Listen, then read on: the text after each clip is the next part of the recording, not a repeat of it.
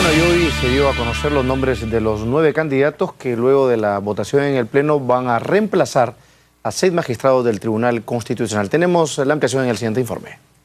No hay sonrisas, pero sí rostros complacientes. El de Freddy Otárola es un ejemplo. Lista en mano, anuncia humo blanco, luego que su partido cede posiciones.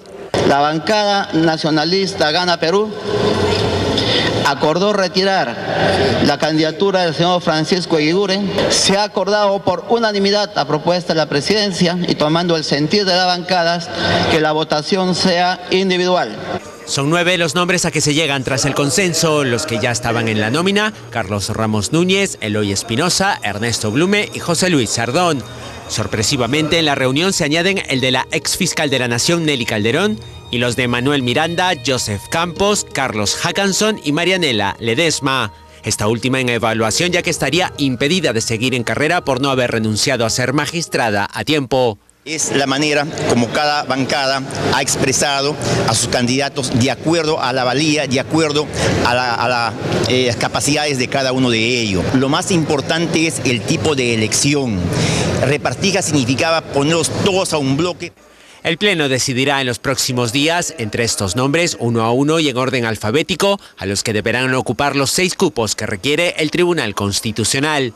Votación individual y en orden alfabético, y destacando que ese acuerdo se tomó antes de saber los nombres, para no pensar de que se ha privilegiado a algunos que iban a quedar. Porque consideramos que aunque se haya ampliado el número de propuestas y de nombres, sigue habiendo por lo bajo una suerte de repartija, porque esas propuestas han sido hechas una por bancada. Las decisiones no son unánimes. El APRA vota en contra de todo. Este miércoles se publicará el listado en El Peruano. De no haber ninguna tacha, el Pleno del Congreso lo someterá a votación. Todo indica que la próxima semana. Cada candidato requiere de 87 votos para ser nombrado magistrado del máximo órgano constitucional. El tema que no se aborda en la cita y que está pendiente es el de la elección del defensor del pueblo.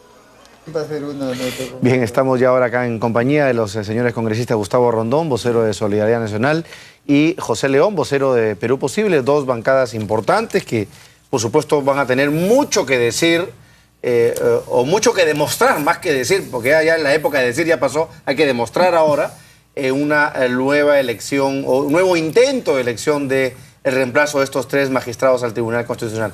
Señor economista, gracias, buenas noches, un gusto. Sí. Buenas noches, Mario.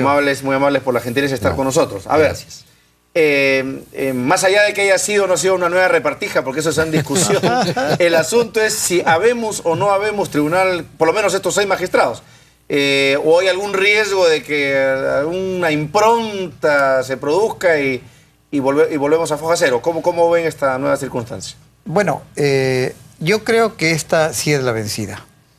Además, porque estamos en un momento complicadísimo. Y si el Congreso no da una respuesta frente a esta demanda nacional, entonces el Congreso perdería la mejor oportunidad de resolver no solamente esta elección pendiente, sino de zanjar en un conflicto nacional que se ha generado por la confrontación de 2 instituciones tutelares. Mira lo que pasó por tantos años de espaldas o de perfil a esta elección. Hoy tenemos un conflicto entre el Tribunal Constitucional y el Consejo Nacional. Y eso, cuando tú lo miras de fuera, como estaban reportando algunos amigos, hacia la señal que se da hacia el exterior es una señal de inseguridad jurídica, una señal de que no se respetan las instituciones tutelares. Acuérdate que estamos hablando, la Audiencia Nacional debe entender qué cosa es el Tribunal Constitucional. Es la máxima expresión de la interpretación de la ley, madre de todas las leyes. Y si en ese nivel se genera un conflicto así, nuestro país, que es una plataforma, oportunidad de inversiones, ve mellada su imagen. ¿Qué se ha hecho de diferente en esta ocasión para arribar a ese acuerdo, ese consenso con Isla Rondón? A ver, primero que nada, agradecer siempre la consideración, Mario, y aparte, si yo no quisiera dejar pasar por alto, creo que una clara muestra de que cuando tú pones los objetivos país más arriba de los partidarismos, de los egoísmos, creo que hasta el resultado es mejor. Mira, estábamos discutiendo de 5 tribunos, ¿no? Uno de ellos dio un paso al costado, y han aparecido 5 más. O sea, tenemos una opción de 9 personas, de 9 seres humanos que reúnen todas las condiciones como para ir a esto.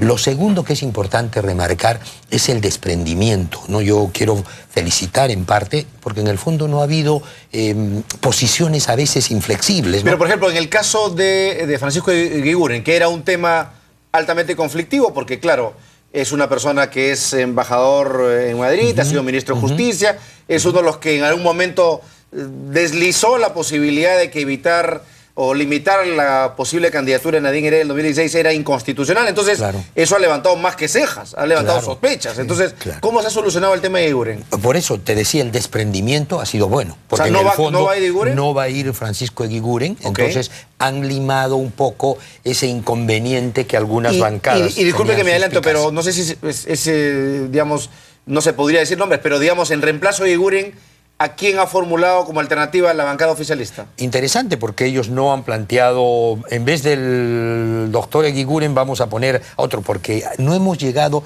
a ese nivel de intercambio. La idea era que los consensos se den. Correcto. ¿no? Y entonces, si ha sacado estos 9... ¿Y no ha planteado alternativa diferente? No. Entonces, en ese sentido, se ha seguido revisando la lista, hay 9 propuestos.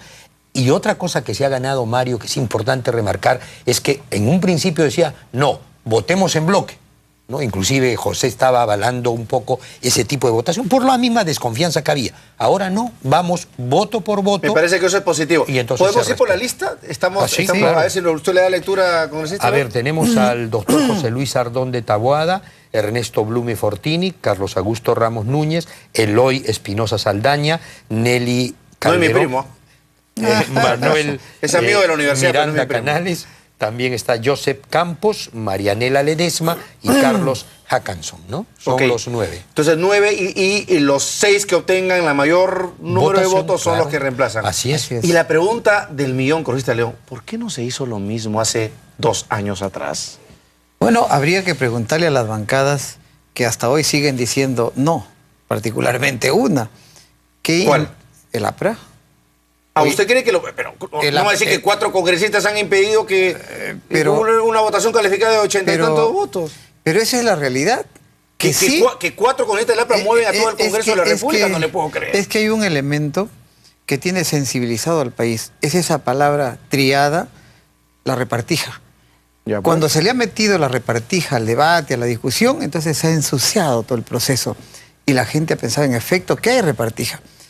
Y esto el país lo rechazó y hizo que se caiga una elección realizada. Entonces lo que hoy se ha recuperado creo que es la moral. Hoy se ha recuperado la voluntad, como ya lo dijo Gustavo. Primero país, dentro de los candidatos, condiciones académicas, condiciones de experiencia, ética y moral. Todos los candidatos ahora ya seleccionados son y diríamos que incluso que hay de tendencias diferentes, sí, ¿no? pero Hay, por supuesto. Hay gente de todos. Pero no veo partidarizados acá. Sí, yo veo que hay más gente más vinculada, no todos, pero sí la mayoría vinculada a la actividad académica, ¿no? Y a la actividad profesional. Entonces, sí, inclusive para ser honesto con la realidad. Para muchos me parece que va a ser un buen tribunal por la calidad de las personas que hay. Tal vez acotando a lo anterior que bien preguntabas, Mario, el hecho de que había un poco lo de los cupos, ¿no? O sea, alguien te reclamaba y decía, yo soy mayoría. A mí me toca tantos, el otro, bueno, yo tantos. Y después esto de los fardos, pues, o sea, votar justamente el paquete. Para que el pollo salga con hueso, como se dice. Eso no puede. Entonces, eso se ha corregido. No es la idea. Y a mí me place mucho de que integremos una comisión especial en la que se ha respetado los consensos, ¿no? Que han venido de varias fuentes, académicas, de colegios profesionales, universidades, las mismas bancadas, y de algún modo se ha visto cuáles estaban propuestos por varias, llamémosles, instituciones. Ahora, me parece bien, ¿esto cuándo se estaría votando? Yo creo que estamos en plazo para que un pleno extraordinario... Que se llevaría a cabo... El próximo miércoles. Miércoles 14. El miércoles 14. La norma dice publicación de 7 días. Y si empezamos mañana con la publicación, porque hoy día se acordó, el próximo miércoles en un pleno extraordinario se podría dar esta votación. Y la publicación, eso es importante también que lo sepa el público televidente, es para efectos de que se formulen tachas, observaciones. Así es. O sea, digamos, para ser honestos, podrían algunos de estos 9 no salir de carrera. Correcto, Claro. y es más. Por algún tipo de Claro, alguien por ahí te cuestionamiento. encuentra que el señor propuesto tiene tales cosas de Y antecedentes negativos. el tachado, el observado, tendría que hacer su descargo. No es que el Congreso va a aceptar la tacha Así es. a priori, digamos. Lo importante es que en este periodo, de aquí hasta el próximo miércoles, el país, las instituciones, los colegios profesionales, los académicos tienen la ocasión de poder cuestionarlos, de poder aclarar su condición y su situación y luego ir a la votación. Yo percibo que algunos podrán en el camino quedarse. Es probable. Por ejemplo, acabo de enterarme, Marianela Ledesma, que es una extraordinaria persona vinculada a las magistraturas, no habría renunciado a ser juez. ¿Ella es actualmente juez en ejercicio? Claro, es juez en ejercicio. Esto podría, por ejemplo, ser un impedimento y de plano quedaría ¿Y prácticamente por qué podría ser descartado. un impedimento de una persona renuncia? Porque hay plazos para renunciar.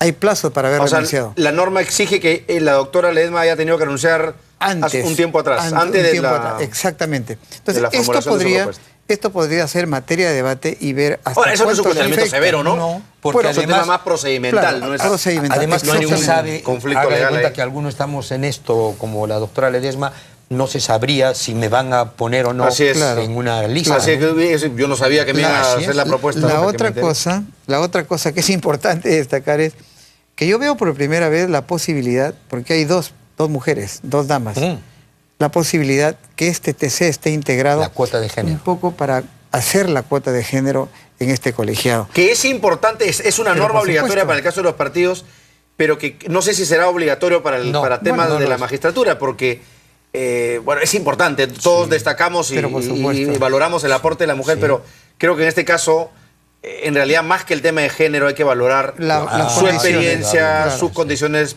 personales, Correcto. su aporte, ¿no es cierto? Pero Marianela Ledesma y Nelly Calderón pues vienen con una amplísima... Bueno, la doctora Nelly Calderón ha sido Exfiscal fiscal de de la la Nación. Nación, una persona que tuvo una participación más que interesante, ¿no? Sí, claro durante que su sí. gestión. Contentos porque Solidaridad propuso que haya cuota de género y en ese sentido creo que en el pleno de la comisión se vio a la par de las condiciones profesionales. Hablando de este tema, el congresista Bugatás ha insistido en ir por el camino de la denuncia a los miembros del Tribunal Constitucional por este conflicto, ¿no es cierto?, con el Consejo de la Magistratura. Así es.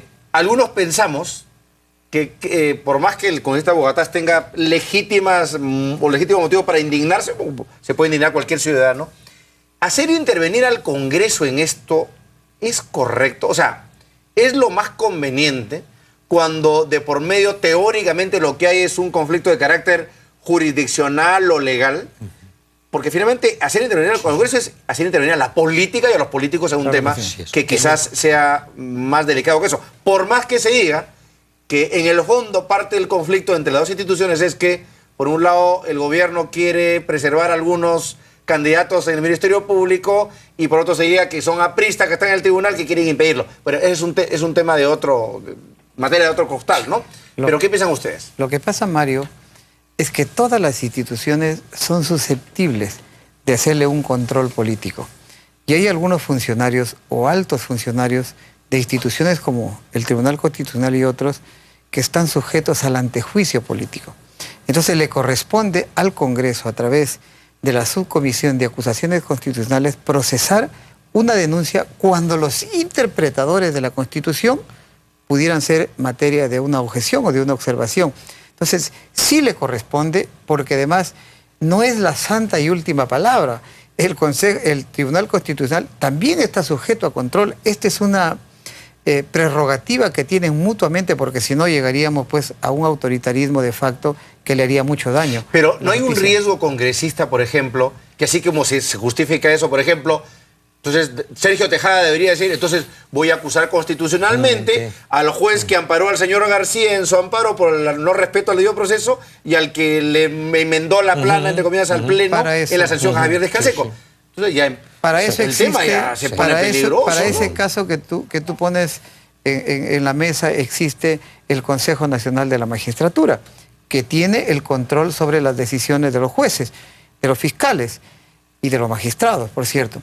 Lo que no hay que dejar en la posibilidad es que el Congreso sí tiene este control. El Congreso sí puede ejercer fiscalización.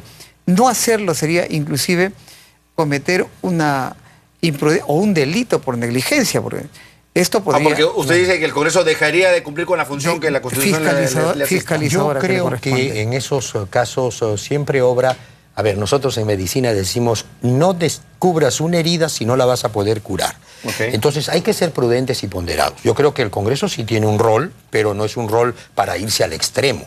Más que si hay un conflicto de saber quién tiene la razón, me parece más bien lo correcto. Creo que han citado a la Comisión de Constitución, tanto al TC como al Consejo Nacional. Entonces, yo creo que por gusto nos vamos a denuncias hacia el otro extremo, sacando tal vez partido por alguno de estos, llamémosles organismos que tienen que ver con la administración de justicia, y creo que en ese sentido lo más lógico es hasta ahí. ¿Sabe por qué le digo a ambos señores congresistas? Porque ayer en mi conversación que tuve brevemente con el doctor Pablo Talavera, presidente del Consejo de la Magistratura, me decía, en realidad lo único que estamos nosotros defendiendo es nuestra competencia.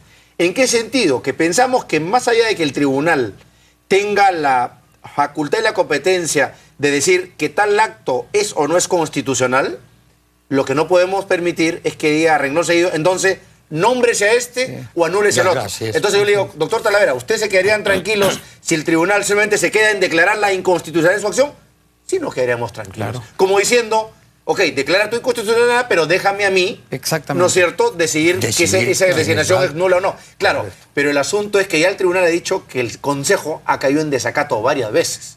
Entonces, ahí hay un problema, Por eso es que es bueno primero, antes de irse a los extremos... O dejar que ellos concilien. Correcto. Por ejemplo, pasa a manera un poco de anécdota. Por ejemplo, te dicen y te preguntan, vamos a interpelar a tal o cual ministro. ¿Cuál es su voto o cuál es su decisión? Primero tienes que escucharlos, ¿no? Y pasa lo mismo ahora. O sea, Dios nos dio 2 orejas, 1 boca. Primero hay que escuchar el doble de lo que se va a decir.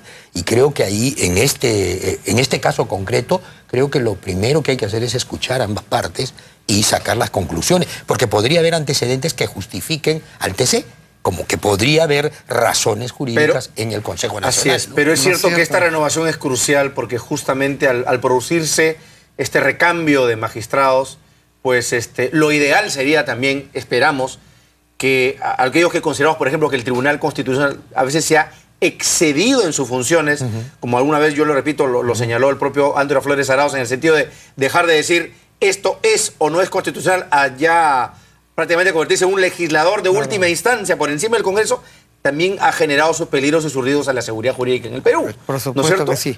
Mira, lo que ha pasado con esta resolución del Tribunal Constitucional es que, a nuestro entender, se ha invadido. En el ámbito de la resolución habla de hacer un nombramiento, inclusive ir más allá con el número legal de los miembros del Consejo Nacional. Entonces, esta condición, cuando se analiza en el estricto aplicación de su norma, de su ley orgánica, entonces sí se entiende que esta invasión ha generado una ilegitimidad en su resolución y por lo tanto en las personas que lo firmaron. Por eso es que hoy día nosotros hicimos una propuesta. Si hay una denuncia constitucional, y la vuelvo a ratificar esa propuesta acá, yo creo que lo que corresponde es que los miembros que hoy están siendo investigados por esta denuncia constitucional pidan licencia y se aparten del Tribunal Constitucional. Esto sí que le convendría inclusive a la solución del problema que hoy día hemos planteado con estos nuevos ya elegidos, para llevarlo al Pleno. ¿Por qué? Porque al pedir la licencia se genera una vacancia y el Congreso está obligado a hacer la elección Habría que revisar la propuesta porque en alguna oportunidad, recuerdas, un miembro renunció a su condición de magistrado y se decía que su condición, su cargo era irrenunciable. Pero no por una investigación. Por una causal diferente. Exactamente. Esa es la gran diferencia que hoy estamos planteando nosotros. Señor economista, muchísimas gracias por estar esta noche con nosotros. Mario, vamos a ver, ojalá que haya humo blanco finalmente y no se retroceda. Y de verdad, deseamos que sean los mejores de esos 9, ¿no es cierto? Ojalá sí, pero los mejores de esos 9, sobre todo desde el ámbito académico, profesional, de su trayectoria, los elegidos en esta máxima instancia del control de la Constitución. Solo para terminar, Mario. Nos vamos. Hay que dejar de pretextar ir a la elección. Perfecto. Esa palabra repartija de ninguna manera puede estar metida en la mesa cuando se debata. Perfecto, ojalá. Gracias, señores congresistas. Nos vamos a una pausa, pero antes los invitamos, o lo dejamos, mejor dicho, con la noticia tecnológica, claro, y luego, por supuesto, volvemos con el mejor resumen de noticias del día.